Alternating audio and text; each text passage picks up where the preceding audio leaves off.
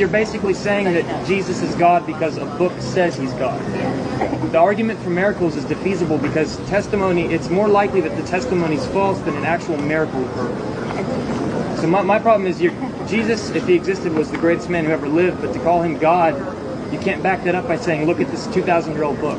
Okay, but if this man who is so great, who lived such a life of compassion and forgiveness, claims to be God in human form, what do you do with that?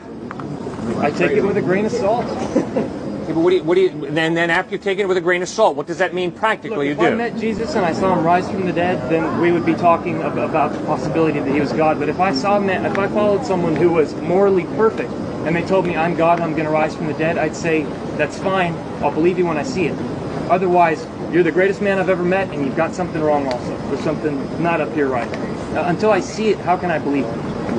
He might have fulfilled every moral promise. So do you really believe that? Unless I can see it, I cannot believe it. Is that what you really believe? Well, you got me there. No. Good.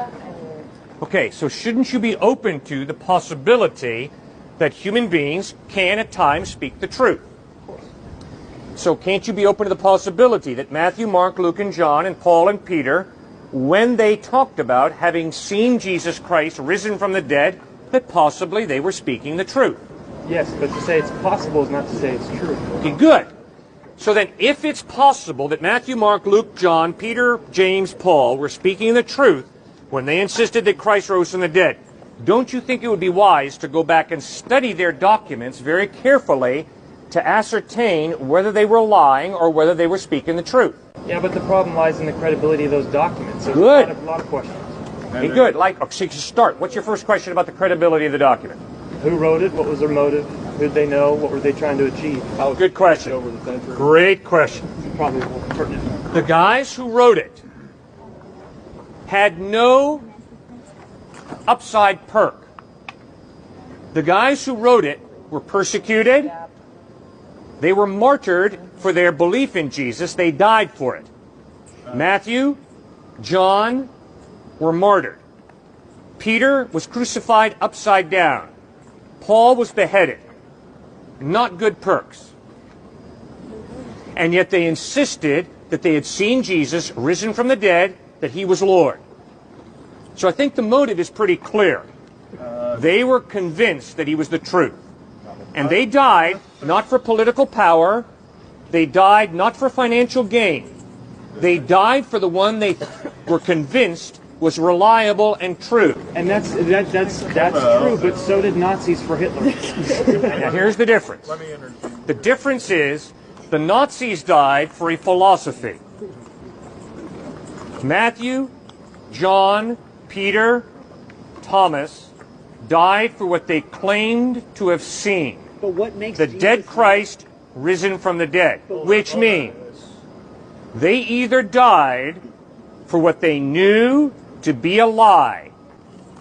And if you study psychology, you will find out people do not die for what they know to be a lie. People will die for a lie, convinced it's the truth. But if these guys make up and fabricate this resurrection of Christ, they know very well Christ didn't rise from the dead. They fabricated this. They would not, sir, be willing to die for their lie. People don't do that. Just look at Watergate. Dean, Ehrlichman, and Haldeman, three brilliant American lawyers, lied about the Watergate scandal. Finally, when the pressure was on, and the evidence was the Watergate scandal really did occur, they all cracked. They were not willing to go through a few years of prison to cover up what they knew to be a lie. How much more unlikely for a group of first-century guys to create and fabricate this lie that Jesus had risen from the dead and they'd seen him, and then be willing to die for it. Well, to presuppose they manufactured it's not what I'm saying. They might have really thought they saw it. I mean, it's just a matter of, like, someone who takes acid thinks they saw a lot of things they didn't see. I'm not saying they would have manufactured it to where motive's the question. Right. It's a question of, you know, did they see what actually happened, or were they deluded? I understand. Okay, and this is why you got to go to the source document. The reason you got to go to the source document is because of what you just said. Maybe they just hallucinated. Maybe they fabricated. So what you got to do is you got to go to the source document. Now listen to this resurrection account also in Luke. While they were still, this is the disciples, talking about this, which the women had reported that Jesus had risen, Jesus himself stood among them and said to them, "Peace be with you." They were startled and frightened, thinking they saw a ghost. They didn't conclude, "Oh, welcome back from the dead, Jesus." No, they thought they were hallucinating, just like you said. They thought this was a ghost of some type of apparition. He said to them, "Why are you troubled, and why do doubts rise in your minds? Look at my hands and my feet. It is I myself. Touch me and see. A ghost does not have flesh and bones, as you see I have." See, your question is very reasonable.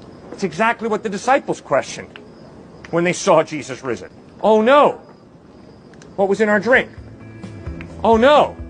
What's happening to us psychologically? And he deals with it and says, "Come on, guys, give me something to eat and drink. Come on, guys, grab hold of me and see. A spirit does not have flesh and bone the way you see I have." See, so your doubts, your questions are totally understandable, totally reasonable. It's exactly what the first century disciples struggled with. It makes sense. You bet, man. Good to meet you. Thanks so much.